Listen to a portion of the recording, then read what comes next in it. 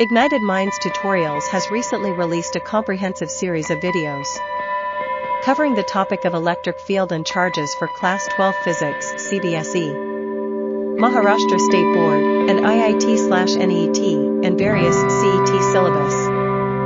The videos aim to provide a thorough understanding of these complex concepts through clear, concise explanations and problem walkthroughs.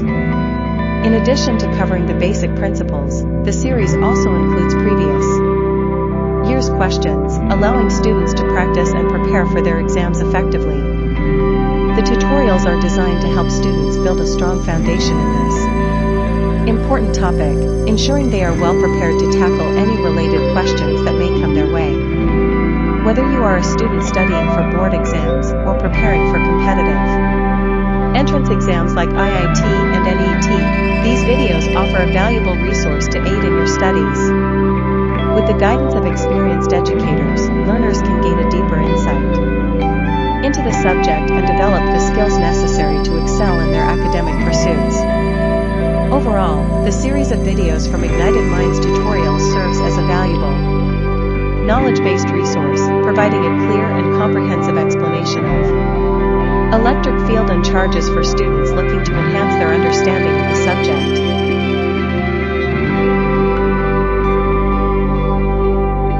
Okay, people, we were doing Coulomb's law, तो हम यहाँ पे करेंगे भाई साहब Coulomb's law in vector form क्या होता है, ठीक है? ओके, सो जैसे समझो यहाँ पे चार्ज 1 है और चार्ज 2 है, ठीक है? यहाँ पे आपका पोजीशन वेक्टर कितना हो गया? Position vector is what people? What is position vector? समझ लो यहाँ पे चार्ज 1 है, ठीक है? इसका ओरिजिन से जो पोजीशन वेक्टर है वो r1, और यहाँ पे चार्ज 2 है, इसका ओरिजिन से जो पोजीशन वेक्टर है वो है r2. तो मतलब इन दोनों के बीच में कितना डिफरेंस होगा? r21 हो जाएगा, है ना? That will be the position vector.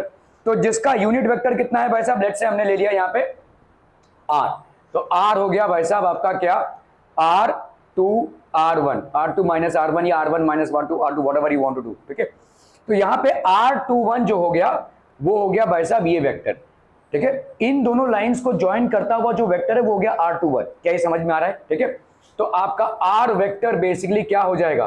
r21, तो इसका एक मॉड होगा, है ना? r21 is equal to vector r into mod of r, ऐसा होगा भाई साहब, ठीक है? Cap of r, basically mod of r into cap of r. तो आपका f12 कितना हो जाएगा? kq1 r21. r21 the direction of the vector is given by this, bye substituting. आपको यहाँ पे क्या मिल रहा है? r3/3. देखो इसको ऐसे समझ लो भाई साहब, यहाँ पे समझो, let's say we have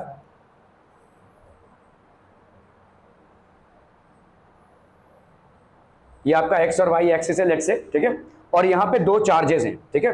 let's say आपका पहला चार्ज हो गया charge 1, so this is let's say q1, और ये हो गया आपका लेट्स से q2, ठीक है?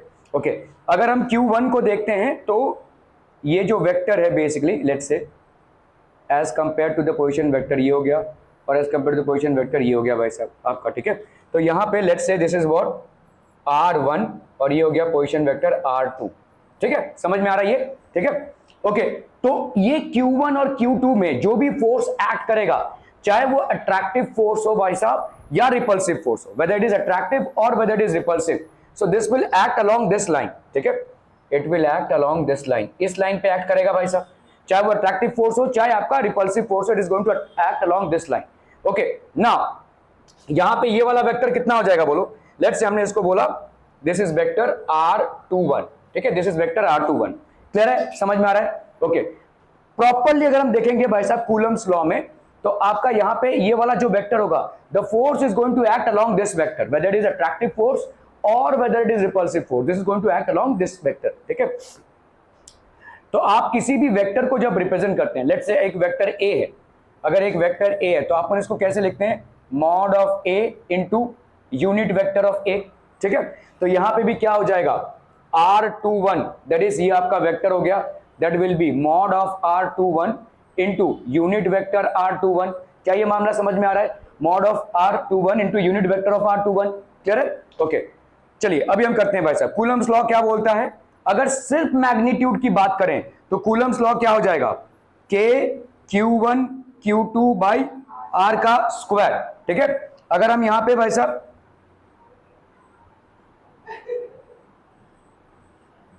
आई don't think you are interested here. ठीक है, तो आपका भाई साहब यहाँ पे फोर्स की बात करें वेक्टर फॉर्मेट में, तो ये क्या हो जाएगा, ठीक है, ये हो गया k q1 q2 by r का square, it is acting along which direction, r21 में एक्ट कर रहा है। तो यहाँ पे आप क्या लिख सकते हो भाई साहब, इसका हो जाएगा देखो r यूनिट कैप है ना, r21 यूनिट कैप हो गया। ठीक है, क्लियर है, r स्क्वायर हो गया ये और r21 हो गया ये, क्लियर है, ओके।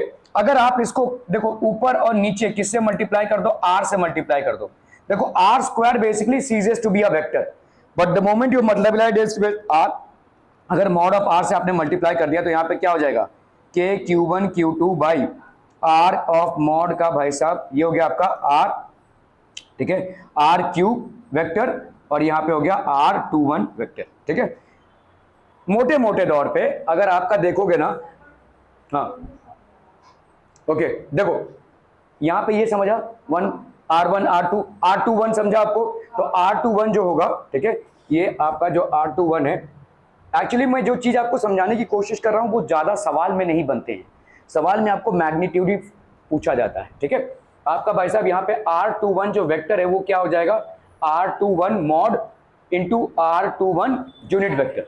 क्या है, समझ में आ रहा है भाई साहब? ठीक है, okay. Now applying Coulomb's law we get what, force आपका क्या हो जाएगा, force will be equal to K, K की वैल्यू कितनी होती है 1/4 pi epsilon naught q1 q2 by r का स्क्वायर। क्लियर हम पीपल, हम are we clear till here? Okay, तो डिस्प्लेसमेंट वेक्टर भाई साहब आपका कितना है, r2 r1। ठीक है, तो ये कितना हो जाएगा बोलो, देखो यहाँ पे हो गया आपका r2 r1 को आप ऐसा लिख सकते हैं। ठीक है, तो F12 या F21 जो भी आपको लिखना है, ठीक है, force that exist between these two charge particles will be how much, ठीक है, this will B k q1 q2, ठीक है, अपॉन भाई साहब इसको क्या लिख सकते हैं अपन, r2 माइनस r1 को आप r2 r1 लिख सकते हो, r2 r1 का स्क्वायर है ना। ठीक है, अगर इसको यूनिट वेक्टर डालना है तो आप कौन सा वेक्टर डालेंगे, r21 ये unit vector in this direction. क्या ये मामला समझ में आ रहा है? देखो अगर आपने सिर्फ मैग्नीट्यूड लिखा तो ये होगा, अगर आप वेक्टर फॉर्मेट में इस फोर्स को लिख रहे हैं तो ऑब्वियसली वेक्टर फॉर्मेट में आपका यूनिट वेक्टर तो होगा ही। ठीक है, ये पार्ट आपका जो है, देखो ध्यान से देखो, ये वाला पार्ट आपका स्केलर पार्ट है। ठीक है, the moment you multiply it with the direction it becomes a vector. ठीक है, तो F12 आपका कितना हो गया, k q1 q2 upon r21 का square into r21 that is आपका यूनिट वेक्टर। ठीक है, क्लियर है? Okay, so the direction of the vector is given by this, ये जो आपका r21 है आपका, देखो डायरेक्शन अगर आपको चाहिए तो ये क्या करोगे आप, r21 unit vector that will B r21 upon mod of r21, बस इतना है, सिंपल। ठीक है, क्लियर है?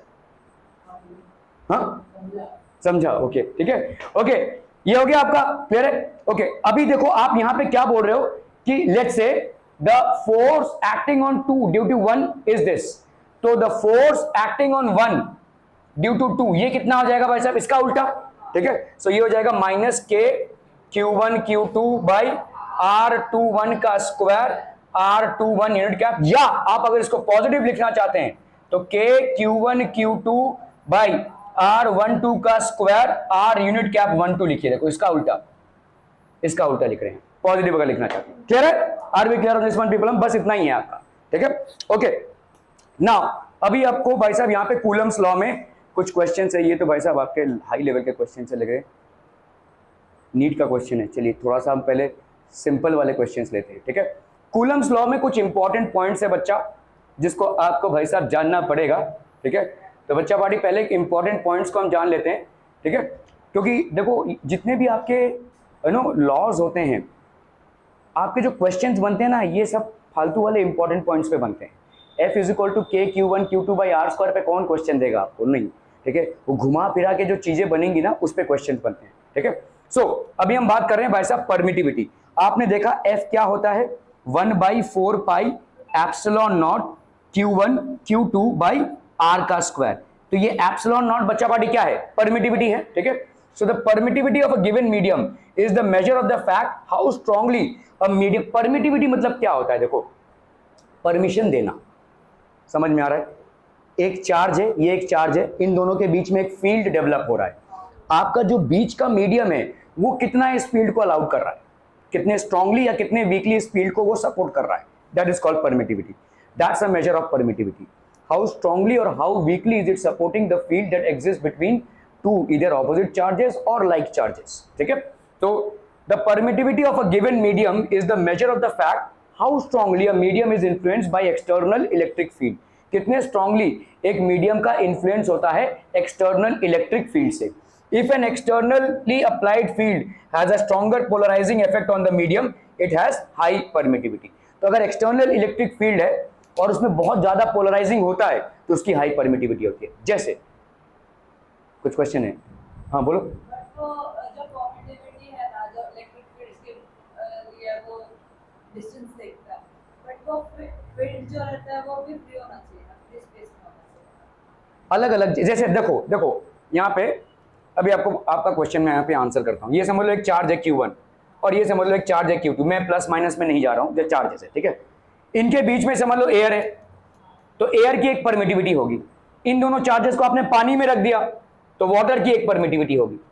ठीक है, तो आपके दोनों के बीच में जो फोर्स एग्जिस्ट करेगा वो डिपेंड करता है कि मीडियम की परमिटिविटी कितनी है. ठीक है, फोर्स जितना ज्यादा होगा मतलब मीडियम की परमिटिविटी भी उतनी आपकी कम होगी. मतलब आपका मतलब मीडियम उतना ही अलाउ कर रहा है. ठीक है, समझ में आ रहा है. तो इसको अपन परमिटिविटी बोलते हैं. मैं आपको एक एग्जांपल दे रहा हूं. ठीक है, ये स्विच आपको दिख रहा है. ठीक है, ये स्विच, ठीक है, मैं आपको एक एग्जांपल दे रहा हूं सिंपल. ये स्विच कुछ दिनों पहले मतलब करीबन 1 साल पहले से जल गया था. ऐसे फटाक से वहां पे जला और बंद हो गया. तो फॉर्चुनेटली मुझे मालूम था क्या हुआ है, तो मैंने मेन ऑफ किया और इसको बंद किया. हुआ क्या था देखो, मैंने जब प्लग लगाया था ना, इसको इस प्लग को लगाया तो थोड़ा ढीला लगाया था. ठीक है, ढीला लगाया था मतलब कैसा है देखो, ये आपका प्लग है. मैं आपको यहाँ पे परमिटिविटी की बात कर रहा हूँ.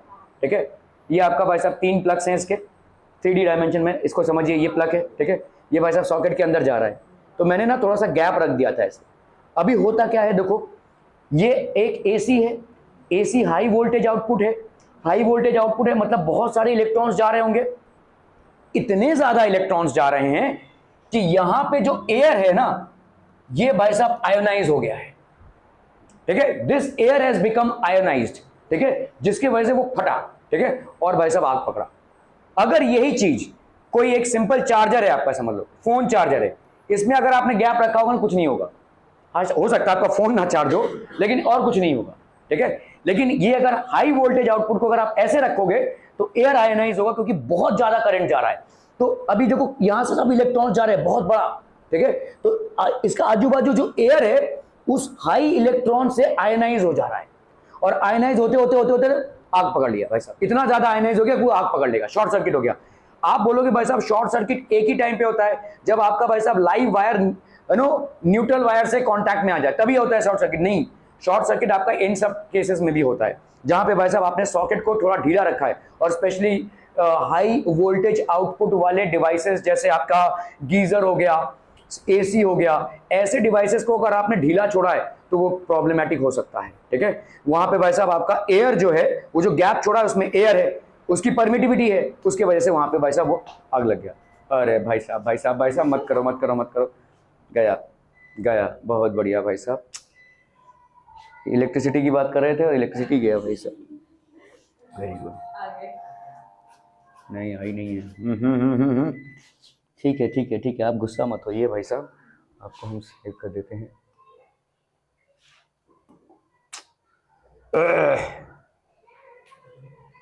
बस फौज निकल गई देखो भाई साहब. यहाँ पे कुछ करेंगे जीवन में ये.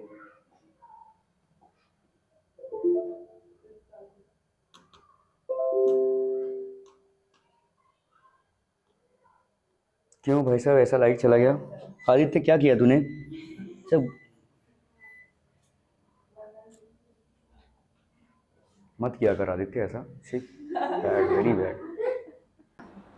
एक आदित्य की वजह से हो गया भाई साहब. Aditya stop doing all these things. ठीक है, ओके. चलिए भाई साहब, रेंज ऑफ कूलम फोर्सेस. तो हमने कूलम्स लॉ देखा. कूलम्स लॉ के हिसाब से भाई साहब क्या होता है, force between two charges is equal to 1/4 pi epsilon naught Q1 Q2 by R का स्क्वायर. सिंपल. ठीक है, okay. Range of Coulombian forces. Coulombian forces of act over an enormous range of separations are from nuclear dimensions this to macroscopic distances 10⁻⁸. तो ये range कहां से कहां तक है? 10⁻⁻15 से लेकर 10⁻⁸ तक. इसके नीचे अपन नहीं जा सकते। 10⁻⁻15 के नीचे कोलंबियन फोर्स एक्ट नहीं करेगा। मतलब समझो, देखो ये चार्जेस है, ये पास आते जा रहे, पास आते जा रहे, पास आते जा रहे, एकदम इतना डिस्टेंस होगा 10⁻15 मीटर, यहाँ तक कोलंबियन फोर्स होगा। अगर इससे भी कम करेंगे तो कोलंबियन फोर्स एग्जिस्ट करना बंद कर देगा, क्योंकि उसका मतलब ऑलमोस्ट वो मर्ज हो जा रहे, प्लस प्लस हो या प्लस माइनस हो, जो भी हो वो मर्ज हो जा रहा है, ठीक है। So this is the range of Coulombian forces people. 10⁻18 metre, 10⁻18 metre मतलब समझिए कितना हो जाएगा आपका, कितना किलोमीटर हो जाएगा। आप भाई साहब यहाँ पे एक चार्ज है, क्या उसका इंपैक्ट वाशी तक पहुंच सकता है? बिल्कुल पहुंच सकता है, ठीक है। 10⁻18 मीटर, 10⁻3 मीटर मतलब 1 किलोमीटर होता है, तो 10⁻18 मीटर तक इसका फोर्स आप फील कर सकते हैं, ठीक है। So that is the range of Colombian forces. That is the range of Colombian forces. मतलब इस रेंज के दौरान आप कूलम का जो लॉ है वो एप्लीकेबल है। This is basically applicable, ठीक है। Inverse square law is valid over this range of separation to a high degree of accuracy. मतलब जो आप कैलकुलेट कर रहे हैं फिजिकली या थियोरेटिकली, वो एक्सपेरिमेंटली आपके साथ मतलब कोइंसिडेंट है वो, ठीक है। जो भी आप कैलकुलेट करेंगे F = 1/4 pi epsilon naught Q1 Q2 by R का स्क्वायर, इस फॉर्मूले को लगाकर जो भी आप कैलकुलेट करेंगे theoretically, it will be almost equal to the actual value, उतना ही वैल्यू रहेगा एक्सपेरिमेंटली भी, ठीक है। ओके, लिमिटेशंस क्या क्या है भाई साहब? Coulomb's law is not applicable in all situations, it is valid only under the following circumstances. Electric charges भाई साहब आपके रेस्ट पे होने चाहिए, ऑब्वियस सी बात है। देखो आप बोलोगे कि अभी तो आपने उस दिन पढ़ाया था कि अगर कोई चार्ज मूव कर रहा है तो कोई फर्क नहीं पड़ता, ठीक है, लेकिन मास मूव कर रहा है तो फर्क पड़ता है। मास में मूव, हाँ, चार्ज जब मूव कर रहा है तो चार्ज में कोई फर्क नहीं पड़ेगा, लेकिन दो चार्जेस के बीच में कोलंबियन फोर्स है। अगर भाई साहब इसका डिस्टेंस बढ़ रहा होगा या घट रहा होगा, ठीक है, तो क्या होगा, उस फोर्स पे तो फर्क पड़ेगा ना, क्योंकि वो आर तो आपका चेंज हो रहा है। भले ही चार्जेस की वैल्यू चेंज नहीं हो रही है, लेकिन डिस्टेंस की वैल्यू तो चेंज हो रही है ना, ठीक है। तो कोलंबियन फोर्स पे इसका असर पड़ेगा, ठीक है, क्योंकि आपका F क्या है भाई साहब? K Q1 Q2 upon R का स्क्वायर। क्या दो फोर्सेस, दो चार्जेस के बीच में ये R आपका वेरिएबल हो रहा है? हो रहा है भाई साहब, तो कोलंबियन फोर्स इंपैक्ट होगा। समझ में आ रहा है? क्लियर है? ओके।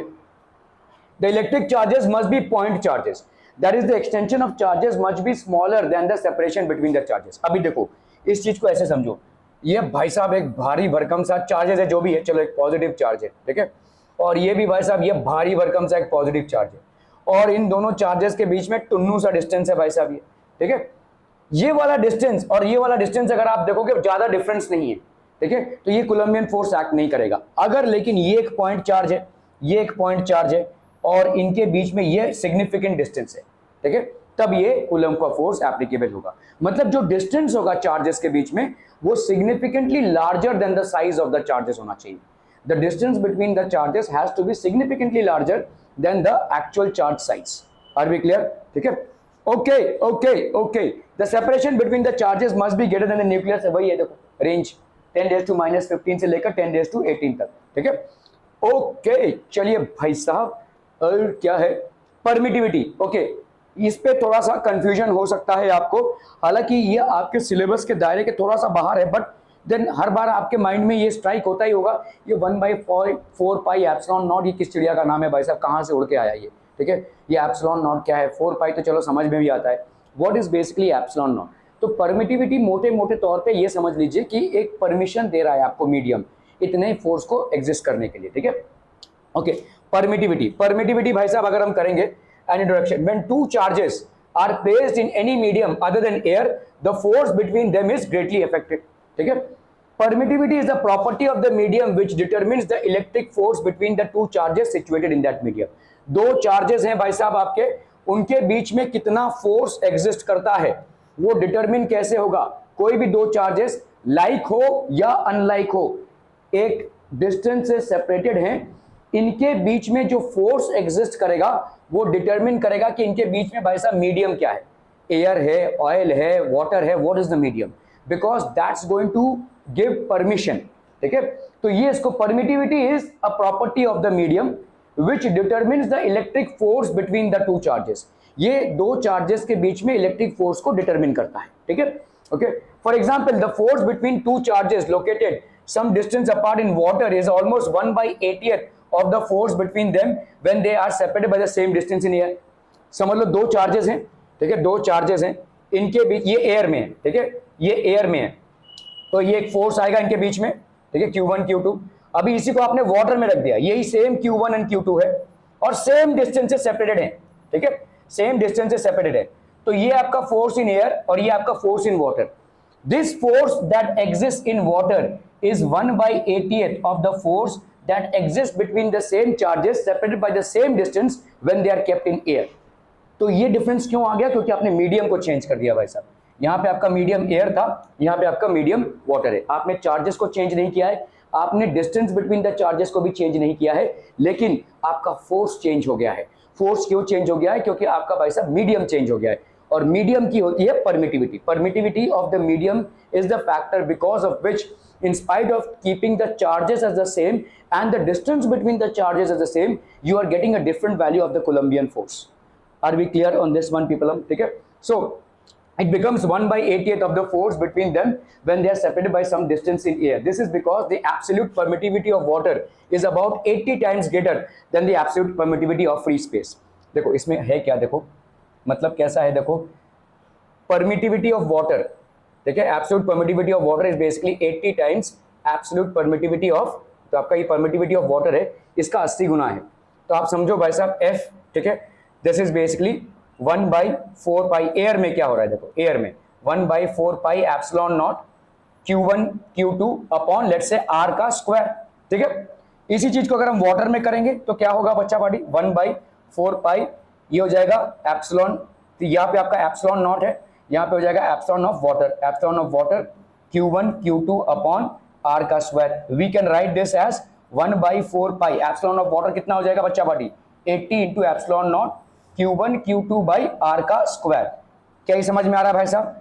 अब कर लो भाई साहब इसको इससे डिवाइड, ठीक है। सो आपका FW that is force that exist between the charges in water upon force that exist between the charges in air, this will be how much, 1/4 pi epsilon not 80, ये हो गया, ठीक है, Q1 Q2 बाई R का square upon 1/4 pi epsilon naught Q1 Q2 by R का square. कैंसलम कैंसलम, ठीक है, यहाँ पे दिसम दिसम, ठीक है, यहाँ पे भाई साहब कैंसलम कैंसलम, तो आपका भाई साहब यहाँ पे क्या हो रहा है, force in water is basically 1/80 बचा, यहाँ पे 1/80 of the force in air, ऐसे आ रहा है, ठीक है, क्लियर है। तो ये सिर्फ परमिटिविटी की वजह से आ रहा है। तो force that exist between the same two charges separated by the same distance in water will be equal to 1/80th of the force that exist between the same two charges separated by the same distance in air. क्या ये समझ में आ रहा है भाई साहब permittivity का कॉन्सेप्ट, ठीक है, absolute permittivity. Okay, dielectric constant और रिलेटिव परमिटिविटी बहुत इंपॉर्टेंट है भाई साहब। इसमें ये देखो ये सब ना बहुत फालतू वाले कॉन्सेप्ट्स हैं जो आपके सिलेबस में बेसिकली है नहीं, लेकिन इन पे सवाल बन जाते हैं। इसमें डीप नहीं जाना है, लेकिन इस पे सवाल के ट्विस्ट को समझना है, ठीक है। Okay, according to Coulomb's law, force भाई साहब क्या होता है, on any between any two charges which is placed in vacuum और बेसिकली इन एयर, ये क्या होता है 1/4 pi epsilon naught Q1 Q2 by R का स्क्वायर, ठीक है। When the same two charges are placed in a distance in any medium, तो ये क्या हो जाएगा भाई साहब, मीडियम का permittivity 1/4 pi epsilon naught. Epsilon naught is applicable to air and vacuum and epsilon is basically applicable to the permittivity of the medium, medium पे, ठीक है, क्लियर है। वही दोनों चार्जेस आपने किसी मीडियम में रखे तो और उसी सेम डिस्टेंस में, वाह ये बड़ा भाई बढ़िया है भाई साहब, देख इधर रही हो और लिख ऐसे हो सकता है क्या? नहीं, वो 3 इडियट्स में कौन था, वीरू सहस्त्रबुद्धे, वो ऐसा दोनों ऐसे ऐसे लिखता था। ओके, 1/4 मेरे से ऐसा नहीं होता है, मतलब मैं मल्टीटास्किंग में बहुत बड़ा फेलियर हूँ। मैं लोगों को देखता हूँ कि भाई साहब एक काम करके दूसरा काम भी कर लेते हैं, some exceptional skills they have, but for me it's a little difficult thing. खैर ओके, नहीं आप कीजिए, मैं आपको टोक नहीं रहा हूँ, मैं जब बोल रहा हूँ कि आई लाइक दिस, ठीक है। 1/4 pi epsilon naught Q1 Q2 by R का square, the quantity E is called absolute permittivity और just permittivity of the intervening medium, ठीक है। राइटिंग देख रहे हो भाई साहब हमारा, मतलब आपको समझ में आ रही है तो बहुत बड़ी बात है, मतलब। और अगर सोचिए हम कहीं और देख कर लिख रहे होंगे तो फिर क्या होगा, ठीक है, मतलब कबूतर की पोटी हो जाएगी वो, ठीक है। 1/4 पाई एप्सिलॉन नॉट ये हो गया, ओके। तो ये हो गया आपका फोर्स दैट इज वैक्यूम, और ये हो गया आपका भाई साहब इन मीडियम, ठीक है। Quantity is called the absolute permittivity और just permittivity of the intervening medium. तो आपने डिवाइड कर दिया भाई साहब, देखो यहाँ पे क्या आ गया, एप्सिलॉन बाई एप्सिलॉन नॉट, ठीक है, फोर्स अपॉन मीडियम, यही किया हमने अभी। देखो 1/88 आपका कहां से आया, इधर से ही आया। तो force that was there in vacuum upon force of the medium. क्या ये मैं करके दिखाऊं या समझा? समझा भाई साहब, समझा? ओके, बहुत बढ़िया, ठीक है, okay. So now what we can say is the ratio of permittivity of the medium upon permittivity of air और वैक्यूम, ठीक है, free space is called relative permittivity और dielectric constant, dielectric constant of the given medium. जैसे आपका water का dielectric constant भाई साहब कितना है, 80 है, ठीक है, 80 है। इसका मतलब क्या है, वाटर भाई साहब क्या करेगा, जब भी उसमें आप कोई पोलर कंपाउंड डालोगे वो सेपरेट कर देगा 80 टाइम्स, ठीक है। तो that is called the dielectric constant. तो आपका भाई साहब यहाँ पे K, ठीक है, इसको अपन बोलेंगे रिलेटिव परमिटिविटी। बच्चा पार्टी, relative permittivity is equal to permittivity of the medium upon permittivity of free space, ठीक है। This is known as relative permittivity. बस इतना ही आपका इसी पे सवाल बनता है और कुछ नहीं है, ठीक है। आप जितना भी भाषा माथा पच्ची कर लो, कुछ ज्यादा इसमें डीप जाने की जरूरत नहीं है। आपका आईआईटी लेवल तक के सवाल वैसा इसी में बन जाएंगे, ठीक है। परमिटिविटी क्या होती है, कहां से आ रही है, इसका वैल्यू क्या, इस पे कुछ नहीं करना है अपने को। आपको सिर्फ इतना समझना है कि रिलेटिव परमिटिविटी होती क्या है, ratio of permittivity of the medium, that is this is basically what, permittivity of medium upon permittivity of free space, ठीक है, परमिटिविटी ऑफ फ्री स्पेस, ठीक है, permittivity of free space. Clear है, ठीक है। ये हो गया आपका भाई साहब डाइइलेक्ट्रिक कांस्टेंट, यही हो जाएगा आपका डाइइलेक्ट्रिक कांस्टेंट, ठीक है, dielectric constant. Are we clear on this one, हम पीपल, ठीक है, ओके। तो देखो यहाँ पे होता क्या है, जैसे आपका देखो मीडियम है, force upon vacuum, hence Coulomb's law, देखो कर ही लेते हैं ना भाई साहब, क्या जाता है, ठीक है। आपका भाई साहब यहाँ पे मीडियम है, लेट्स से मीडियम, तो मीडियम का कितना हो जाएगा बोलो, 1/4 pi epsilon naught Q1 Q2 upon R का स्क्वायर। एप्सिलॉन नॉट होगा नहीं, एप्सिलॉन होगा, ठीक है। Epsilon means permittivity of the medium, ठीक है। और यहाँ पे भाई साहब आपका लेट्स से वैक्यूम या एयर, आप यहाँ पे एयर लिख सकते हो या वैक्यूम लिख सकते हो, that will be how much, 1/4 pi epsilon naught Q1 Q2 upon R का स्क्वायर। तो अगर भाई साहब हमने इसको ऊपर रखा तो F of air or vacuum, that is force between two charges kept in air or vacuum upon force between two charges kept in the medium, that will be 1/4 pi epsilon naught Q1 Q2 upon R का square upon 1/4 pi epsilon Q1 Q2 upon R का square। कैंसलम सिर्फ ये बच जाएगा, ये जाएगा भाई साहब ऊपर, तो ये हो गया एप्सिलॉन और ये हो गया भाई साहब एप्सिलॉन नॉट। सो ये हो गया आपका फोर्स इन एयर और vacuum upon force in medium is equal to this. और ये आपने क्या पढ़ा, ये क्या है, this is basically dielectric constant, ठीक है, this is basically dielectric constant. Are we clear? So dielectric constant is nothing but the ratio of the permittivity of the medium to the permittivity of free space और air, ठीक है। हम यहाँ पे air को free space भी बोलते हैं, फ्री स्पेस, वैक्यूम और एयर, ये रेशियो को अपन क्या बोलते हैं, डाइइलेक्ट्रिक कांस्टेंट, ठीक है। So this will B basically dielectric constant. तो अपन क्या बोल सकते हैं बोलो, दिस इज बेसिकली, हमने गलती किया क्या, मीडियम, हाँ, तो आपका ये हो गया मीडियम। तो free space that is air और वैक्यूम भाई साहब क्या हो जाएगा, force between two charges in kept in air और वैक्यूम is equal to भाई साहब K into force between the same charges kept in the medium। तो अपन क्या बोल सकते हैं बोलो, force between two charges in the medium is equal to force that exists between the charges kept in air or vacuum upon the dielectric constant of the medium। क्या ये समझ में आ रहा है भाई साहब, ठीक है। इस K को अपन ने इधर कर दिया, so force in air or vacuum upon dielectric constant is equal to force between the same charges kept in medium। Clear hmm, are we clear hmm on this one, हम पीपल, हम समझ में आता, ठीक है। लोग इसमें कंफ्यूज हो जाते हैं, मैं आपको बोल रहा हूं ज्यादा डीप जाने की जरूरत नहीं, ये काफी है समझने के लिए। तो व्हाट इज डाइइलेक्ट्रिसिटी, डाइइलेक्ट्रिक कांस्टेंट होता क्या है भाई साहब, ratio of the permittivity of the medium upon permittivity of free space, ठीक है। द डाइइलेक्ट्रिक कांस्टेंट और relative permittivity of medium may be defined as a ratio of the force between two charges placed some distance apart in free space to the force between the same two charges when they are placed at the same distance apart in the given medium. ठीक है, clear है, समझ में आ रहा है? देखो, force that exists between the two charges kept by a certain distance, separated by a certain distance, kept in the medium, ये हो जाएगा सेम वैक्यूम अपॉन के, दैट इज डाइलेक्ट्रिक कांस्टेंट. ठीक है, ओके ओके ओके. जैसे आप देखोगे भाई साहब यहाँ पे dielectric constant of water is 80. ठीक है, 80 है भाई साहब. मतलब कैसा है, देखो वाटर को हम पोलर देखो मैं आपको सिर्फ समझा रहा हूँ, ये थोड़ा सा केमिस्ट्री है, but what exactly do you mean by dielectricity. ठीक है, देखो जैसे समझ लो आपने सुना रहेगा, सुना क्या रहेगा, जाना रहेगा, जाना क्या रहेगा, समझा रहेगा. जैसे सोडियम क्लोराइड है भाई साहब, देखो ठीक है, सोडियम क्लोराइड है. सोडियम क्लोराइड एक आयनिक कंपाउंड है. ठीक है, समझ लो तुमने भाई साहब यहाँ पे एक सोडियम क्लोराइड का एक सॉल्ट का बड़ा सा पीस लिया आपने. ठीक है, और इसमें तुमने इलेक्ट्रिसिटी कंडक्ट करा दी. ऐसे फालतू वाले एक्सपेरिमेंट करते हो कि नहीं करते हो क्या जीवन में, पता नहीं. ओके, तो लेट्स से ये आपका स्विच है, ये आपका भाई साहब सेल है, you are trying to conduct electricity. यहाँ पे आपने एक बल्ब लगा दिया, ये बल्ब ग्लो होगा कि नहीं, वो दिखाएगा कि ये इलेक्ट्रिसिटी इसमें से जा रही है. क्या इलेक्ट्रिसिटी कंडक्ट होगा? नहीं होगा. ठीक है, नहीं होगा. In spite of it being made of ions NaNCl still there will be no electricity. Electricity इसमें से कंडक्ट नहीं होगा. तो इलेक्ट्रिसिटी कब कंडक्ट होगा? ओके, वाटर में बाद में जाएंगे हम, स्विमिंग पूल में बाद में उतरेंगे, पहले इसको पिघला देते हैं. ठीक है भाई साहब, बहुत हाई टेम्परेचर पे ये पिघल जाएगा, बहुत हाई टेम्परेचर पे, मोर देन 1000 डिग्री सेंटीग्रेड पे ये पिघलेगा, मोल्टेन स्टेट में आ गया. तो now it is basically in a molten state. Let's say ये मोल्टेन स्टेट है. क्या अभी इसमें से इलेक्ट्रिसिटी कंडक्ट होगी? तो द आंसर इज यस. ठीक है, ये बल्ब भाई साहब अभी क्या होगा, दिस विल बेसिकली ग्लो. तो ये आपका आ गया मोल्टेन स्टेट में. ठीक है, मतलब आपने देखिए, लेकिन ये एक बेकार सौदा हो गया. बेकार सौदा इसलिए हो गया क्योंकि आप इसमें एनर्जी दे रहे हो, तब जाके इससे एनर्जी मिल रही है.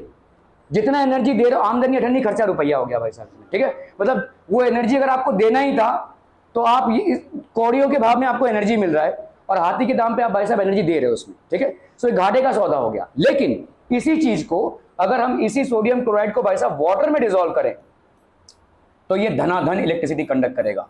ठीक है, it is going to conduct electricity. Water में डिसॉल्व करने में कोई एनर्जी आपको नहीं लगा और आराम से भाई साहब इलेक्ट्रिसिटी कंडक्ट हो रहा है. तो वाटर में क्या ये वाली एनर्जी है? भाई साहब देखो, इसको ये बनाने में तुमको इतना सारा एनर्जी देना पड़ा और वही मैजिक तुमने किया विदाउट सप्लाइंग एनी हीट, सिर्फ वाटर में डिसॉल्व करके. तो क्या वाटर में ये एनर्जी है? नहीं, वाटर में है भाई साहब आपकी डाई इलेक्ट्रिसिटी. ये जो डाई इलेक्ट्रिसिटी है जो 80 है अप्रोक्सीमेटली, ये करता क्या है? ये करता ये है भाई साहब कि आपके सोडियम और क्लोराइड, जैसे ही आप किसी भी सॉल्ट को वाटर में डालेंगे तो वो क्या होगा भाई साहब, सेपरेट होगा आयंस में. अभी मतलब ऐसे समझिए भाई साहब, दो प्रेमी हैं, उनमें भाई साहब चक्कर वक्कर चल रहा है, जो भी है. ठीक है, अभी बीच में पेरेंट्स आ गए हैं. ठीक है, तो पेरेंट्स आ गए, बहुत खड़ूस पेरेंट्स है दोनों के साइड से. तो क्या हो गया भाई साहब, अभी इनका मिलन नहीं हो सकता. ठीक है, तो ऐसा ही कुछ हो रहा है यहाँ पे भाई साहब. ठीक है, वाटर जो आ गया है इसका डाइलेक्ट्रिसिटी बहुत ज्यादा है, जिसकी वजह से ये दोनों को मिलने ही नहीं देगा. और कैसे नहीं मिलने देगा? ठीक है, देखो वाटर भाई साहब किससे बना होता है? H2O से बना होता है भाई साहब. ठीक है, this is basically your water. इसका भाई साहब एक H पार्ट है और इसका भाई साहब एक भाई साहब OH माइनस पार्ट है. सोडियम जैसे ही और क्लोरीन थोड़ा भी सेपरेट होंगे, ये दोनों प्रेमी का भाई साहब बिछड़ना हो गया, डिवोर्स हो गया. डिवोर्स नहीं हुआ भाई साहब, अरे ये ले सब घेर लेंगे इसको भाई साहब, ये OH माइनस वाले इसको घेर लेंगे. ठीक है, ये OH माइनस वाले इसको घेर लेंगे भाई साहब. ठीक है, और Cl को कौन घेर लेगा भाई साहब? H प्लस पूरा घेर लेगा इसको. कंपाउंड नहीं बन रहा है भाई साहब, there is no new compound that is getting form, but this is getting surrounded by these molecules. Hence now NaNCl will not be able to come together. ये भाई साहब बिछड़ गए और जब तक ये आयन फॉर्मेट में एग्जिस्ट करेंगे तब तक इलेक्ट्रिसिटी को सपोर्ट करेंगे. यहां पे ये आयन फॉर्म में एग्जिस्ट नहीं कर पा रहे थे, जैसे ही भाई साहब इनका बिछड़ना हुआ ये आयन फॉर्म में एग्जिस्ट कर पा रहे हैं. और जैसे ही आयन फॉर्म में एग्जिस्ट कर पाएंगे, आप इलेक्ट्रिसिटी पास करोगे तो भाई साहब इलेक्ट्रिसिटी कंडक्ट होगी. क्या ये समझ में आ रहा है? That is what happens by dielectricity. हम जब बोलते हैं कि वाटर की डाइलेक्ट्रिसिटी ज्यादा है या वाटर पोलर कंपाउंड है, this is what it does. ठीक है, ये भाई साहब ये खड़ूस पेरेंट्स की तरह बिहेव कर रहा है, या शायद सही पेरेंट्स की तरह भी बिहेव कर रहा है, व्हाटएवर. ठीक है, लेकिन ये इन दोनों चार्जेस को साथ में नहीं आने दे रहा है. समझ में आ रहा है? ये it is not allowing these two charges to come together. Clear है? Are we clear on this one people? ठीक है, so this is what we mean by dielectricity. ठीक है, चलिए थोड़े बहुत सवाल करते हैं भाई साहब, सवाल करते रहिए भाई साहब, तभी जाकर फिजिक्स वा जो है स्ट्रांग वा होएगा. ठीक है, The electrostatic force of repulsion between two positively charged ions carrying equal charges. दो positively charged ions हैं, ठीक है, आपका Q1 हो गया कितना 3.7 into 10 raised to -9 न्यूटन। अच्छा ये आपका फोर्स है, ये आपका फोर्स है, ओके, फोर्स ऑफ रिपल्शन है, तो दोनों भी लाइक चार्जेस होंगे, लाइक चार्जेस होंगे तभी जाकर आपका रिपल्शन होगा। बहुत बढ़िया। When they are separated by distance of 5 angstrom है, देखो आर भाई साहब आपका क्या है 5 एंगस्ट्रॉम है, that is 5 into 10 raised to -10 मीटरवा, ठीक है। How many electrons are missing from each ion, देखो कुछ नहीं पूछा है भाई साहब, कितने इलेक्ट्रॉन्स मिसिंग है, मतलब आपका डेफिनेटली क्या हो गया, ये पॉजिटिव चार्ज हो गया, समझ में आ रहा है, तो दो पॉजिटिव चार्ज हो जाएंगे, ठीक है। ओके चलिए भाई साहब करते हैं हम अपनी यहाँ पे, तो F again by applying Coulomb's law, F will be equal to 1/4 pi epsilon naught Q1 Q2 upon R का स्क्वायर। ये वाला जो पार्ट है भाई साहब सीधे सीधे तरीके से एकदम शराफत से लिख देना 10 into 10 9 into 10 raised to 9। कहां से आया ये सब भाई साहब तहकीकात करने की जरूरत नहीं है, ठीक है। 9 into 10 raised to 9 this would be the numerical value of K, that is 1/4 pi epsilon not, ठीक है। ओके चलिए भाई साहब यहां पे करते हैं F इज इक्वल टू 9, तो F की वैल्यू यहां पे डाल देते हैं, देखो 3.7 into 10 raised to -9 that is equal to K, that is 9 into 10 raised to 9 into Q, क्योंकि दोनों इक्वल चार्जेस है, देखो between two positively charge ions carrying equal charges, ठीक है। तो Q into Q that is आपका कितना हो गया भाई साहब यहाँ पे, तो दिस विल बी हाँ Q into Q upon 5 into 10 raised to -10 का स्क्वायर। क्या ये समझ में आ रहा है, ठीक है। ओके तो Q का स्क्वायर इसको इधर कर लो भाई साहब, देखो यहाँ पे क्या हो जाएगा, Q का square will be equal to this thing multiplied by, तो ये हो गया 3.7 into 10 raised to -9 into 5 into 10 raised to -10 का भाई साहब square upon 9 into 10 raised to 9। समझ में आता है पीपलम। ऐसे सवालों में भाई साहब आप क्या करेंगे, देखो यहां पे तुमको दिख रहा है ये दोनों भी स्क्वायर नंबर्स हैं, 5 into 10 raised to -10 का स्क्वायर रूट करोगे तो कितना आएगा 5 into 10 raised to -10, और 9 into 10 raised to 9 का स्क्वायर रूट करोगे, यहाँ पे 9 है, इस 9 को ऊपर भेज दो भाई साहब, ठीक है, माइनस माइनस कितना हो जाएगा आपका -18 हो जाएगा, ठीक है। तो इसको अपन क्या लिख सकते हो, नीचे अगर इसको लाएंगे तो कितना हो जाएगा 9 into 10 raised to, या ऊपर ही रखो चलो भाई साहब कोई दिक्कत नहीं है, यहाँ पे 10 raised to -18 का स्क्वायर रूट निकालेंगे तो कितना आ जाएगा 10 raised to -9, और नीचे इधर ही हो गया 3, ठीक है। तो ले देके भाई साहब आपको 3.7 का स्क्वायर रूट निकालना है, समझ में आता है पीपलम, ठीक है। So 3.7 is the square root that you basically need to find. आपका यहाँ पे कितना आ जाएगा, देखो 3.2 into 10 raised to -19 coulomb, this would be the answer. यहाँ पे कुछ आएगा, देखो कितना आएगा 1 आएगा भाई साहब, कुछ भी आएगा 3.536 1.6 आ गया यहाँ पे, और 3.7 का अप्रॉक्सीमेटली 1.89 कुछ तो आ जाएगा, इन दोनों को मल्टीप्लाई करेंगे तो अप्रॉक्सीमेटली 3.2 आ जाएगा, 3.2 into 10 raised to -19, ठीक है। अभी आपको ये आ गया आपका एक का चार्ज, ठीक है। तो भाई साहब यहाँ पे Q is equal to N ही होता है, तो n की वैल्यू क्या होगी Q/E। हमेशा याद रखना ये जो आंसर आएगा ये आपको 2, 3, 4 में ही लाना है। Number of electrons can never be 2.5 और 3.2।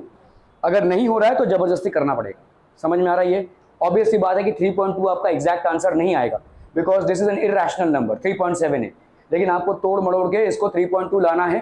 3.2, 5, 6, 7 कुछ भी लिख दिया तो भी आपको ये इंश्योर करना है कि आप यहाँ पे 2 लाएं। n की वैल्यू 2.5 नहीं हो सकती, अगर होती है तो आप क्वांटाइजेशन प्रिंसिपल को वायलेट कर रहे हैं।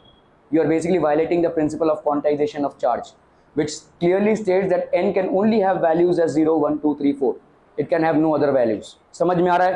आपने भाई साहब बहुत ज्यादा मैथमेटिक्स दिखाया और इधर तुमने 2.78 लिख दिया तो तुमको मिलेगा यही, ठीक है। तेरे समझ में आ रहा है, because you are violating the principle of quantization of charge. You have to ensure that whenever you are asked questions about the number of charges involved, you have to end with a number, with a whole number or a natural number. ठीक है, are we clear? Okay चलते हैं भाई साहब अगले सवालम पे। इसको जरा करने की कोशिश कीजिए, हरियाणा जाना पड़ेगा भाई साहब आपको करने के लिए। चलिए, a free pit ball A of 8 gram carries a positive charge of this much. ठीक है, पिट बॉल मतलब ऐसे बॉल्स होते हैं जिनको बड़ी आसानी से आप चार्ज कर सकते हैं। ठीक है, okay, what must be the nature and magnitude of the charge that should be given to a second pit ball P fixed 5 centimetre below the former so that the upper ball is stationary। ठीक है,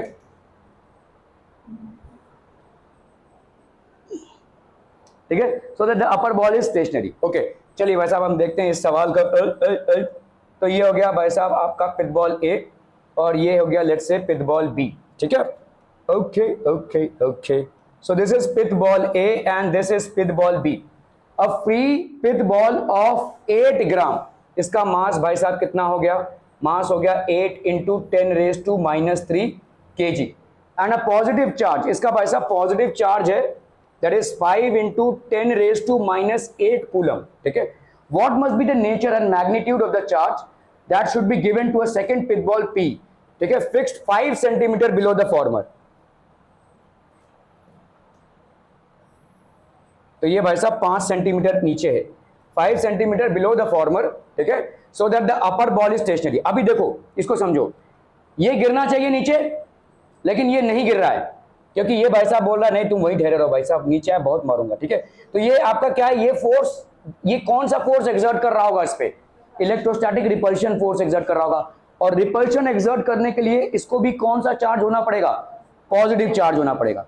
तो ये repulsive force आपके किस चीज को manage कर रहा है, देखो ये एक बॉल है, ये अपने मास के साथ नीचे गिरेगा, सिंपल, ये बॉल अपने मास के साथ भाई साहब नीचे गिरेगा, नहीं गिरने दे रहे हैं तो ग्रेविटेशनल फोर्स के अगेंस्ट आप क्या लगा रहे हैं, इलेक्ट्रोस्टैटिक फोर्स, ठीक है।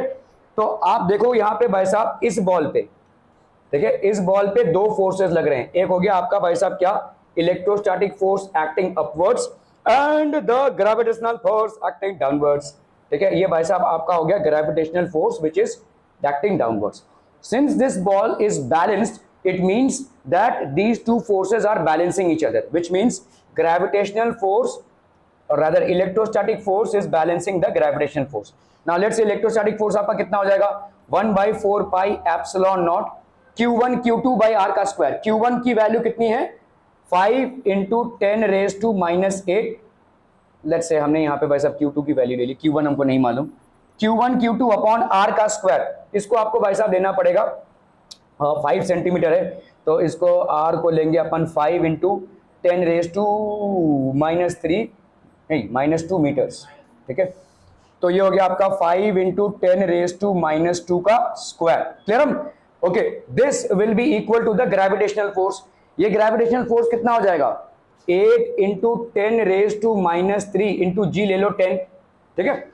ये हो गया आपका gravitational force. Gravitational force is what people, हम ग्रेविटेशनल फोर्स इज mg, तो इसका 8 into 10⁻³ into G that is 10, ठीक है। ये दोनों एक दूसरे को कर रहे हैं बैलेंस, इसकी वैल्यू डालो भाई साहब कितनी हो गई, 9 इंटू 10⁻⁹ इंटू आपका यहाँ पे q1 है, q1 इंटू हो गया भाई साहब कितना, 5 इंटू 10⁻⁸ अपॉन भाई साहब कितना हो गया, 25 into 10⁻⁻4 is equal to 8 into 10⁻⁻²।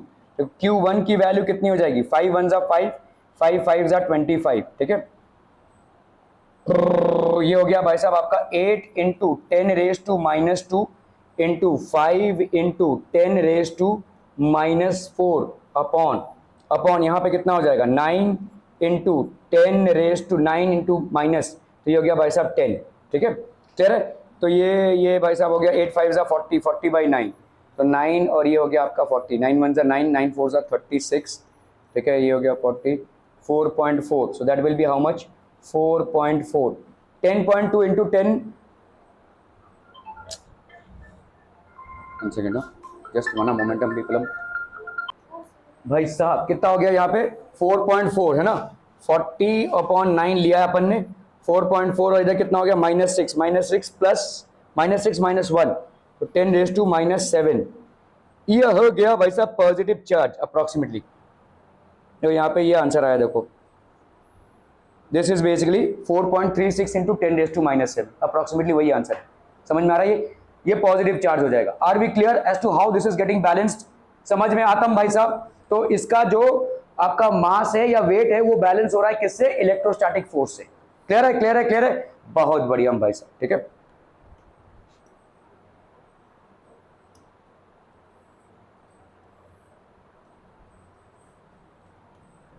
चलिए भाई साहब इसको करना है, a particle of mass m and carrying a charge -q1 is moving around a charge of +q2 along a circular path of radius r. Prove that the period of revolution of the charge minus Q about plus Q is given by this.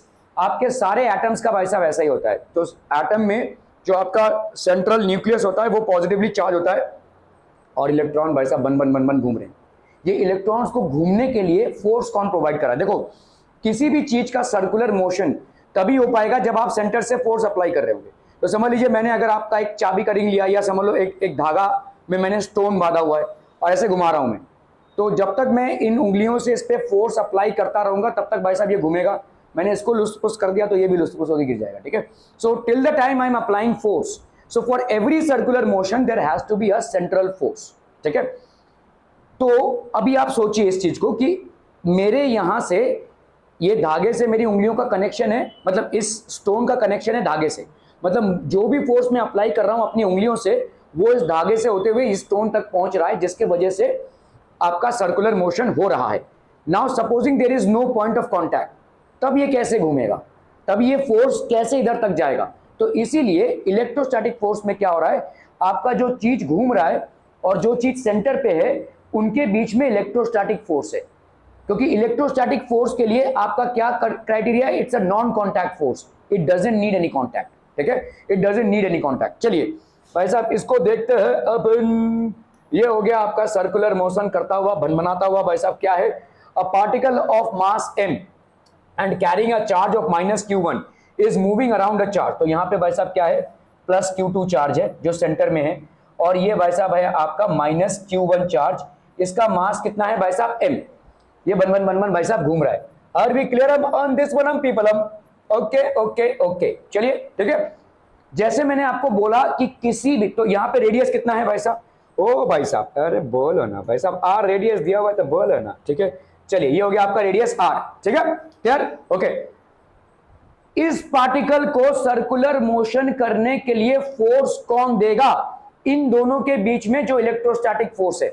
जैसे मैंने आपको बोला कि किसी भी particle को circular motion देने के लिए उस पर एक सेंट्रीपिटल फोर्स एक्ट होना चाहिए।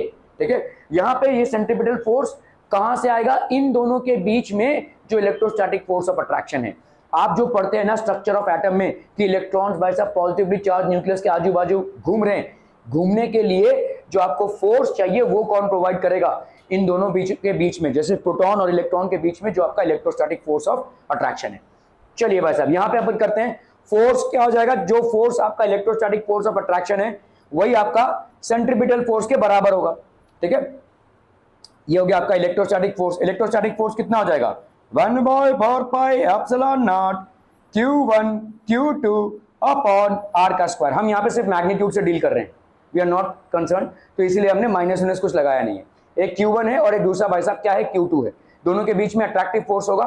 ठीक है, ये हो गया किसके बराबर? सेंट्रीपिटल फोर्स के बराबर। Centripetal force of a body m, of a body of mass m rotating in a circular orbit of radius r with a particular velocity v is given by what? mv square by r। समझ हम भाई साहब, are we clear? ठीक है, तो ये v हो गई। हमने यहाँ पे देखो v दिया नहीं हुआ है, लेट द, या अपन यहाँ पे वैसा इसको ऐसा भी लिख सकते हैं mv square r या m ओमेगा स्क्वायर r, ऐसा लिख सकते हैं कि नहीं? दोनों भी लिख सकते हैं। सेंट्रीपिटल फोर्स क्या होता है? सेंट्रीपिटल फोर्स आपका भाई साहब होगा या तो M V square by R या तो होगा आपका M omega square R. Omega क्या होता है भाई साहब? आपका एंगुलर वेलोसिटी। देखो v आपका होता है tangential velocity which is equal to omega R. तो आप यहां पे करोगे अगर M omega square R square upon R हो जाएगा, ये है ना, तो यहाँ पे आर और ये आर कैंसिल, तो ये हो गया कितना? M omega square R. So this will be M omega square R. Are we making sense people? Hmm बहुत बढ़िया भाई साहब। ठीक है, ओके, चलिए भाई साहब यहाँ पे क्या हो जाएगी? यहाँ पे हो जाएगी भाई साहब R cube. So this will be, अगर हमको यहाँ पे ओमेगा स्क्वायर को लेना है, ओमेगा स्क्वायर को अपन आइसोलेट करते हैं, तो इधर क्या हो जाएगा बोलो? इधर ये एम आर नीचे आ जाएगा, तो 1/4 pi epsilon naught Q1 Q2 upon M R का cube. Is it making sense भाई साहब? ये एम और ये आर इधर आया, आर स्क्वायर इधर था तो आर क्यूब हो गया और ये एम हो गया। तो ओमेगा की वैल्यू बच्चा पार्टी कितनी हो गई? Under root of 1/4 pi epsilon naught, या सिर्फ इसे लिख देते वैसा, Q1 Q2 M R cube. Making sense people? हम are we making sense? Okay, अभी आपको यहां पे पूछा है कि टाइम पीरियड क्या होगा, ठीक है। व्हाट यार, कुछ तो गड़बड़ हो गया यहाँ पे। और by epsilon naught M R Q 16 कैसे हो गया ये?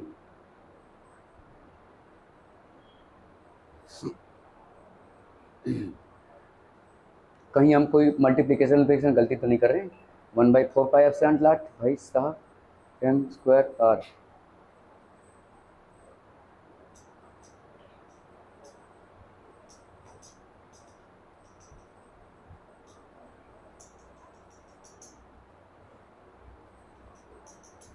ठीक है, चलिए यहां पे देखो ओमेगा हो गया ये, ओके। देखो यहां पे टाइम पीरियड मतलब क्या होता है? Time taken to complete one rotation, ठीक है। टाइम टेकन होता क्या है? अरे बोलो ना, बोलो भाई साहब। ये टाइम पीरियड हो गया, मतलब यहां से क्या यहां तक आए, ठीक है। So this will B distance covered, distance upon speed, है कि नहीं? डिस्टेंस अपॉन स्पीड, डिस्टेंस कितना है बोलो? 2 पाई आर, ठीक है। और स्पीड आपने निकाला ये, मतलब ओमेगा, है कि नहीं? ठीक है, ओके। चलिए भाई साहब चलते हैं, चाय पीते हैं, ओके। चलिए टी हो गया भाई साहब कितना? ये हो गया आपका 2 पाई आर। ओमेगा की वैल्यू बच्चा हमारी कितनी हो गई? Under root of Q1 Q2 upon under root of 4 pi epsilon naught M R Q. Making sense some people? हम okay. So T will be how much? ये भाई साहब ऊपर गया तो that will be 2 pi R. ये हो गया 4 pi epsilon naught M R cube upon Q1 Q2। Making sense some people? Hmm ठीक है, ओके। अभी आप देख रहे हो ये तो कुछ विचित्र प्राणी लग रहा है, ठीक है। कुछ नहीं है भाई साहब, इसको अगर आप अंदर लोगे तो कितना हो जाएगा? 4 पाई स्क्वायर आर स्क्वायर हो जाएगा भाई। 2 पाई आर बाहर है, अंडर रूट में ठूसोगे तो क्या हो जाएगा? 4 पाई स्क्वायर आर स्क्वायर, ठीक है। चलिए भाई साहब कोई दिक्कत नहीं है, इसको अंदर लेते हैं भाई साहब। तो ये हो गया 4 pi square R square into 4 pi epsilon naught M R cube upon Q1 Q2, ठीक है। और रेस टू 5 हो जा रहा है ये तो मैंने कुछ गलती कर दिया है भाई साहब यहाँ पे। एम आर क्यूब Q1 यही है ना भाई साहब? हाँ क्या बोल रहे हो? डिस्टेंस क्या बोल रहे हो? 2 पाई आर ना, 2 पाई आर।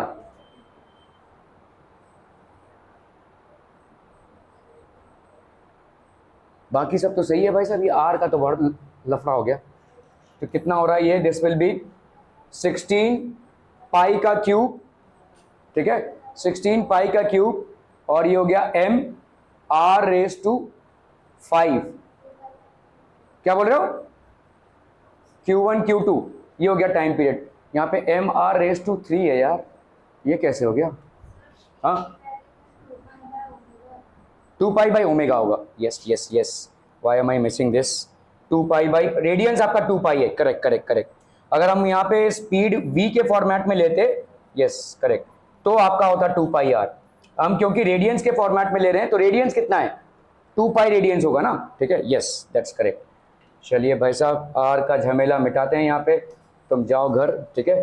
ओके तो ये हो गया भाई साहब आपका 2 पाई, तो ये हो गया आपका 4 पाई का स्क्वायर, ठीक है।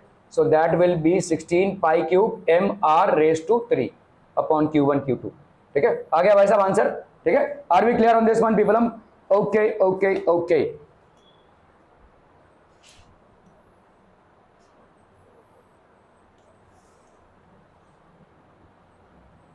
चलिए भाई साहब यहाँ पे सवाल दिया हुआ है, 2 particles each having a mass of 5 gram and charge this much stay in limiting equilibrium on a horizontal table with a separation of 10 centimeter between them. The coefficient of friction between each particle and the table is the same. Find mu, ठीक है। तो आपके भाई साहब यहाँ पे 2 particles है, ये आपका एक पार्टिकल हो गया, ये एक पार्टिकल हो गया भाई साहब, और ये है आपके एक टेबल के ऊपर। तो let's say this is basically the table on which these 2 particles are, ठीक है।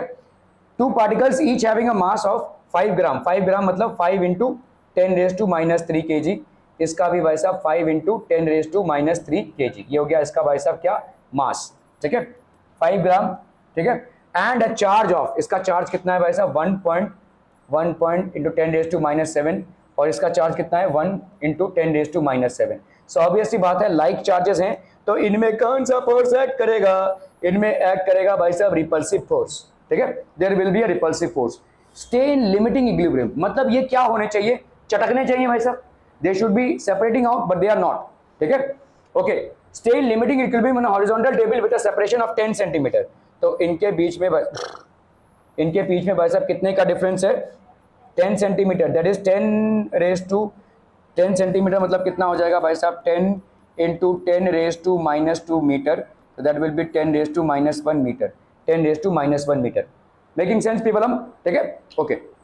तो इसका मतलब क्या हो गया? देखो अभी इसको देखते हैं हम, देखते रहो देखते रहो देखते रहो देखते रहो, सवाल सॉल्व हो जाएगा, ठीक है भाई साहब। इसमें क्या हो रहा है? इसमें एक फोर्स लग रहा है, ये जाना चाहिए इस तरफ, नहीं जा रहा है, तो इसको वहां पे ही रखने के लिए तुमको किस तरफ फोर्स अप्लाई करना पड़ेगा? उस तरफ। और ये फोर्स कौन अप्लाई करेगा? तो यहाँ पे तुम्हारे पास एक भूत है जिसको हम बोलते हैं फ्रिक्शन, ठीक है, ये आपका एक भूतीला फोर्स जो इधर फोर्स अप्लाई करेगा, समझ में आ रहा है ये? और ये फोर्स क्या होगा बोलो? Force of friction is equal to mu M into G, ठीक है, म्यू एम जी होता है ये, ठीक है। तो इसका मतलब इसको डालो या तो इसको डालो भाई साहब। देखो ये आपका पहला वाला बॉडी है जिसमें फोर्स इस तरफ इलेक्ट्रोस्टैटिक फोर्स लग रहा है, which is how much 1/4πε0 Q1 Q2 upon R का स्क्वायर, ठीक है। Q1 Q2 यहाँ पे क्या ही लेंगे, दोनों भी भाई साहब आपके सेम ही है, तो यहाँ पे अपन क्या लिख सकते हैं? Q²/R²। Q जो है आपका यहाँ पे इसका वैल्यू ये, इसका वैल्यू ये, ठीक है। तो ये तो इसको इधर भेज रहा है, और जब ये इधर मूव करने की कोशिश करेगा, when it is going to try to slide on this one, then there will be a force of friction applicable this way। तो ये फोर्स ऑफ फ्रिक्शन कितना हो जाएगा बच्चा body? This will be equal to mu M into G, ऐसा होता है ना, क्लियर है? चलिए भाई साहब, तो ये दोनों अगर बराबर होते हैं तो आपसे क्या पूछा गया है? Find mu. तो एफ दैट इज यहाँ पे electrostatic force of attraction is equal to the frictional force, that is F. तो अपन क्या लिख सकते हैं भाई साहब? फ्रिक्शनल फोर्स मतलब हो गया आपका mu M G is equal to 1/4πε0 Q1 Q² upon R का स्क्वायर, ठीक है। तो म्यू को अपन क्या लिख सकते हैं बोलो? 1/4πε0 Q² अपॉन M इंटू जी इंटू R का स्क्वायर। मेकिंग सेंस पीपल हम? Okay okay okay. तो आपका भाई साहब इस जगह पे अपन क्या लिख सकते हैं? Mu is equal to 9 into 10⁻9 Q का स्क्वायर बच्चा बॉडी, Q का स्क्वायर मतलब कितना हो जाएगा? 1 इंटू 10⁻⁻7 का स्क्वायर अपॉन भाई साहब M की वैल्यू कितनी हो गई? 5 इंटू 10⁻³ इंटू जी की वैल्यू क्या लेने भाई साहब? जी की वैल्यू 10 ले लेते हैं भाई साहब, ठीक है। जी की वैल्यू भाई साहब 10 ले ली। R का स्क्वायर भाई साहब कितना हो जाएगा यहाँ पे? R is how much? R is 10⁻⁻1 है ना, ये आपका R है, तो दिस विल बी 10⁻⁻1 का भाई साहब स्क्वायर, ठीक है ठीक है ठीक है। चलिए भाई साहब यहाँ पे कितना हो गया ये? 9 इंटू 10⁻9 और ये हो गया आपका 14। 9 माइनस 14 कितना हो जाएगा? 5 -5, ठीक है, -5 हो गया इधर, 5 हो गया इधर, 10⁻³ और ये हो गया 10⁻², 10⁻³ -2 हो गया -5, -5 + 1 हो गया 4, तो ये हो गया 10⁻5 और ये +1, तो ये हो गया -4, ठीक है। तो 9/5 मतलब कितना हो गया आपका? 9 और ये हो गया 5, 5 1 = 5, 9 से 4 गया भाई साहब 5, 8 = 40, तो अप्रॉक्सीमेटली कितना हो गया? 1.8 इंटू -1 10⁻⁻1, तो ये हो गया आपका 0.18। तो म्यू की वैल्यू अप्रॉक्सीमेटली इतनी आ जाएगी, ठीक है, 0.18, ठीक है। तो 0.18 will be the approximate value, 0.18 mu की वैल्यू आ गई, ठीक है। Are we clear on this one people? Hmm बहुत बढ़िया बहुत बढ़िया बहुत बढ़िया।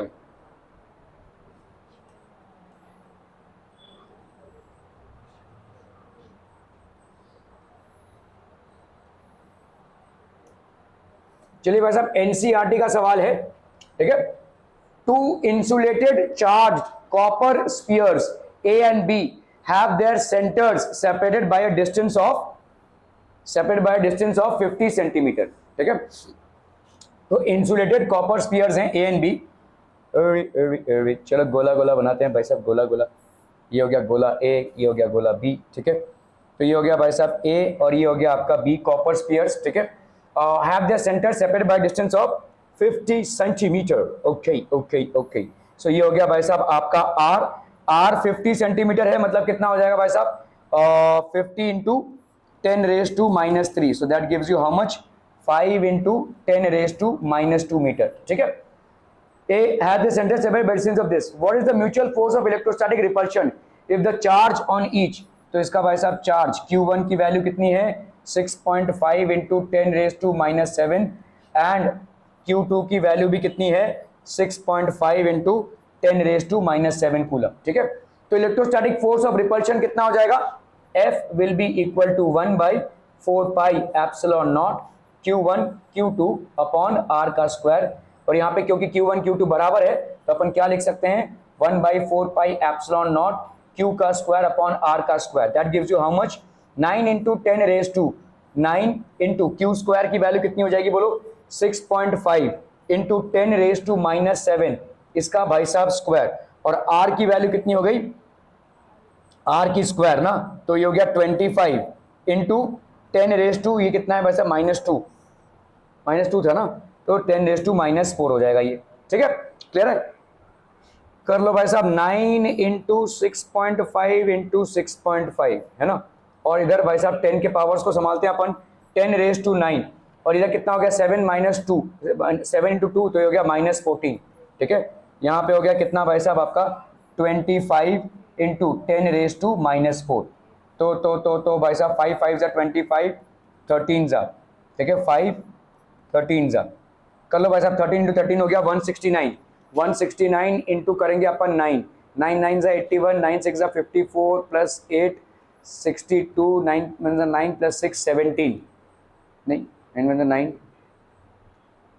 15, ठीक है, क्लियर है 1521, सो दैट विल बी 1521 1 2 दो डेसिमल प्लेसेस इंटू 9 माइनस 14 कितना हो गया -5 और ये -4, सो दैट विल बी +4 हो जाएगा ना भाई साहब, -5 + 4 तो ये हो गया 10⁻⁻1, तो ये हो गया 152.1, ठीक है 152.1 कितना आ रहा है भाई साहब, इतना बड़ा फोर्स नहीं लगेगा यार, हाँ 1.521, ठीक है 1.521, सॉरी उल्टा क्यों कर दिया भाई साहब हमने, 1.521 न्यूटन कितना आ रहा भाई साहब, इसमें देख लेते पहले हैं जी,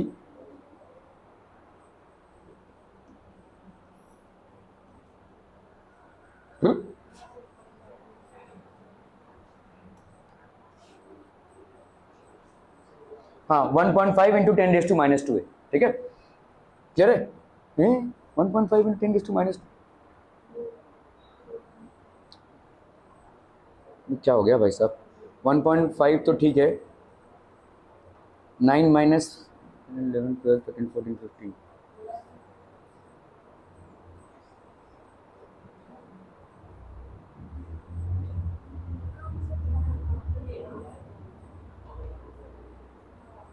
169 इंटू 9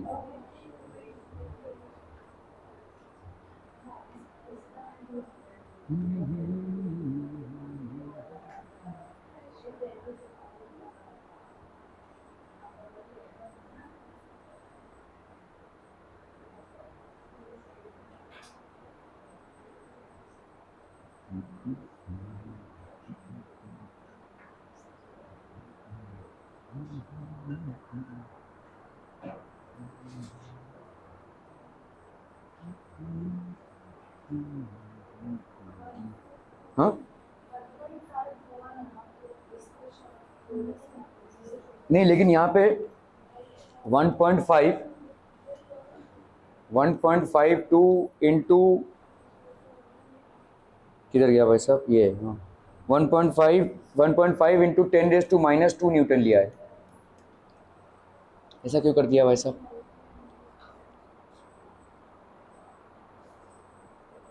(10⁻⁻4 r का स्क्वायर कितना हो जाएगा 10⁻⁻4 -14, हाँ ये तो हाँ लिया है ना हमने भाई साहब 9 - 14 माइनस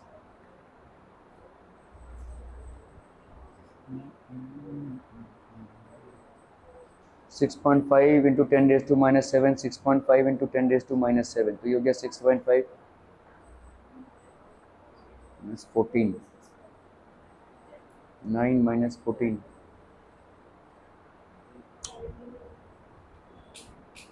5 5 is 25 by 38 by 20.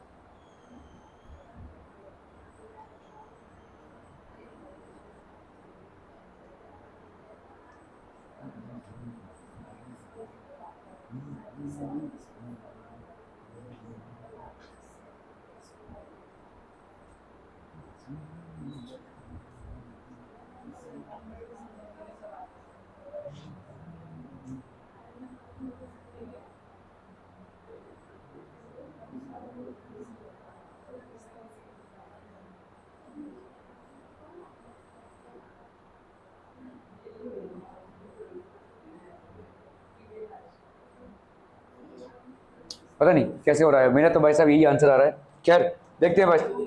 हाँ, तो यहाँ पे आपका कितना फोर्स हो गया भाई साहब? What is the force? This is basically 1.5 newton का फोर्स हो रहा है, ठीक है, which is existing between them. Okay okay okay, the radius of A and B are negligible, ठीक है, compare to the distance of separation. Also compare this force with the mutual gravitational attraction. Mutual gravitational attraction कितना हो जाएगा? F G अगर हम देखेंगे तो कितना होगा? जी m1 m2 अपॉन r का स्क्वायर, ठीक है। तो दोनों का भाई साहब कितना, g कितना होता है भाई साहब? 6.67 into 10 raise to minus 11 into भाई साहब यहाँ पे 0.5 इंटू 0.5 अपॉन r का स्क्वायर, that is how much? Again 25 into 10 raise to minus 4, ठीक है। ये पूरा आपको सॉल्व करना पड़ेगा। सॉल्व क्या करेंगे भाई साहब? यहाँ पे हो ही जाएगा। देखो ये कितना हो गया आपका? 0.25 और ये हो गया भाई साहब आपका 25 इंटू 10 रेज टू माइनस 4, ठीक है। ये हो गया आपका 6.67 इंटू 10 रेज टू माइनस 11, तो ये हो गया आपका 25, ये हो गया 0.01, ठीक है। So that will be how much? 6 6 7 1 2 3 4 1 2 3 4, ठीक है, into 10 raise to minus 11 minus minus 4, तो ये हो गया आपका -7, ठीक है। अप्रॉक्सीमेटली इतना आंसर आ जाएगा आपका। जो ग्रेविटेशन फोर्स जो एग्जिस्ट कर रहा है दोनों के बीच में, What is the force of repulsion if each sphere is charged double the above amount? तो अभी फोर्स ऑफ रिपल्शन कितना हो जाएगा भाई साहब? देखो समझो आपका आंसर करेक्ट है ये, अभी दोनों को आपने डबल चार्ज कर दिया है, तो देखो फिर से कैलकुलेशन करने की जरूरत नहीं है। Electrostatic force is directly proportional to Q1 Q2, है ना। तो अभी यहाँ पे क्या है? दोनों भी सेम है, तो Q स्क्वायर हो गया। अभी आपने इसका डबल कर दिया, मतलब इसका 2Q और इसका 2Q, तो ये कितना हो जाएगा? नया फोर्स आपका क्या हो जाएगा?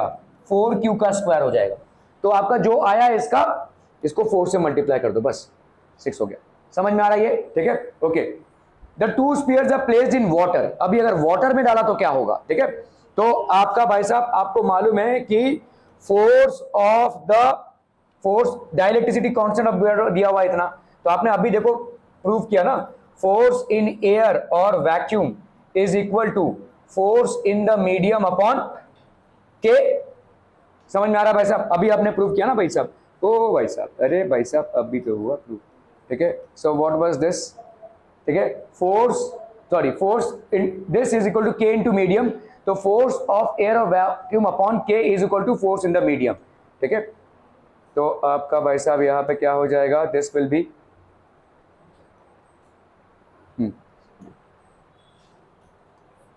तो force in the medium, force in water will be equal to force in air और वैक्यूम, फोर्स इन एयर और वैक्यूम अपॉन के, ठीक है।